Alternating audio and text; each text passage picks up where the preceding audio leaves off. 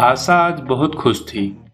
दादी के घर जो जा रही थी, हर साल की तरह इस बार भी गर्मियों की छुट्टी गांव में बिताने के लिए उत्सुक थी। आशा शहर की आधुनिक लड़की है जो शहर के कॉलेज में पढ़ती है।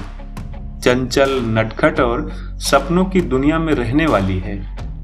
दादी के पास आते ही आशा की दादी के साथ मस्ती शुरू हो जाती।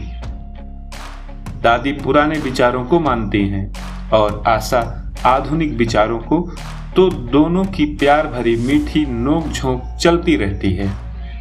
उस गांव में निशा की कुछ सहेलियां भी बन गई थी। घर के काम से फुर्सत होते ही उनकी मंडली जम जाती और घंटों बातें, मस्ती, खाना पीना चलता रहता। इसी तरह समय बीत रहा था।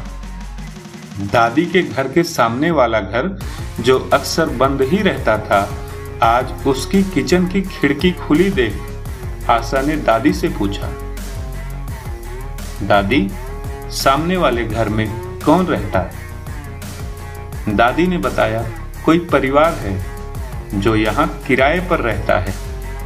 अभी बाहर गया हुआ है और उनका बेटा आया हुआ है। आशा फिर किचन के काम में लग गई। उधर कुछ दिनों से आशा ने महसूस किया कि जब भी वो किचन में होती है, सामने वाली खिड़की पर कोई आहट सी होने लगती। आशा ने एक दो बार गौर किया तो उसने सामने वाली खिड़की पर एक गोरा चिट्टा, भूरी आंखों वाला लड़का उसे बड़ी शरारत और प्यार भरी नजरों से चुपके चुपके देखता रहता है। कुछ दिनों तक ऐसा ही होता रहा। आशा को भी भूरी आंखों वाला लड़के का यूं देखना अच्छा लगने लगा है। आशा का दिल उसकी भूरी आंखों में आ गया है। आशा भी बार बार किचन में जाती और उसकी नजरें भी भूरी आंखों वाले लड़के को खोजती। आशा जब किचन में होती, भूरी आंखें उसे ढूंढती ही रहती। आशा भी देखकर अनदेखा करती।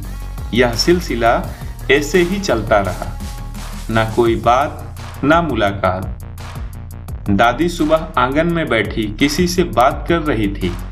आशा ने बाहर जाकर देखा तो एक पल अवाक सी रह गई। दादी उस भूरी आंखों वाले लड़के से बात कर रही थी। आशा को देखते ही उसने शरारती मुस्कान से उसकी ओर देखा। आशा तुरंत ही वहां से चली गई। बाद में दादी ने उसे बताया, अपने पड़ोस में रहने वाला लड़का पवन है।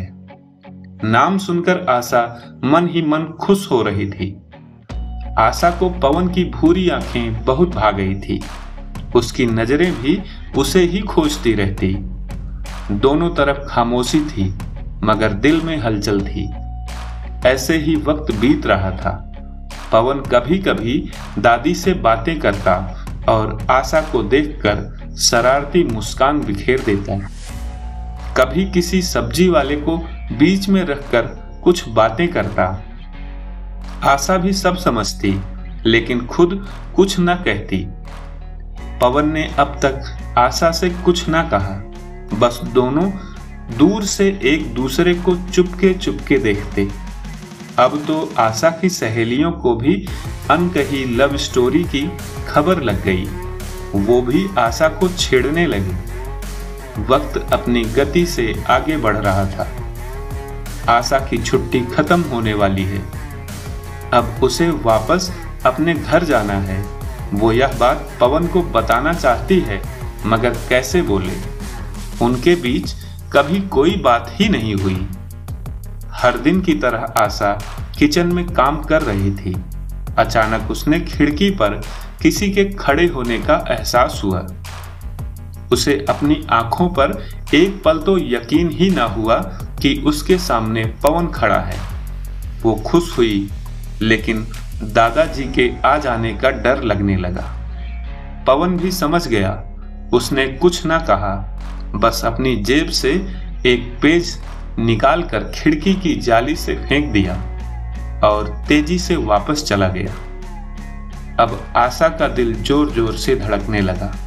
कहीं दादाजी आ न जाए, यह सोचकर झट से वो पेज उठाकर छुपा लिया और बाथरूम में जाकर उसे धड़कते दिल के साथ पढ़ने लगी। पवन ने एक छोटे से पेज पर अपने दिल की बात लिखी है।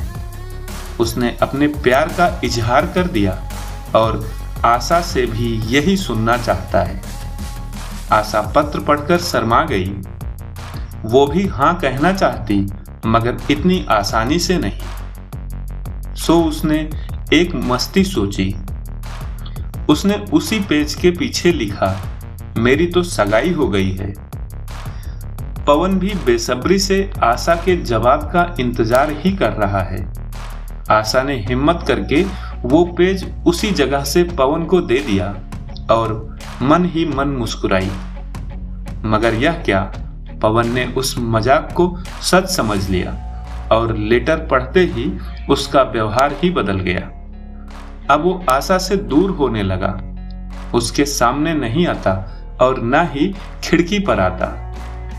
आशा को अपनी शरारत पर बहुत अफसोस हो रहा था, मगर अब कुछ नहीं हो सकता, क्योंकि आशा अब कैसे अपनी बात कहे।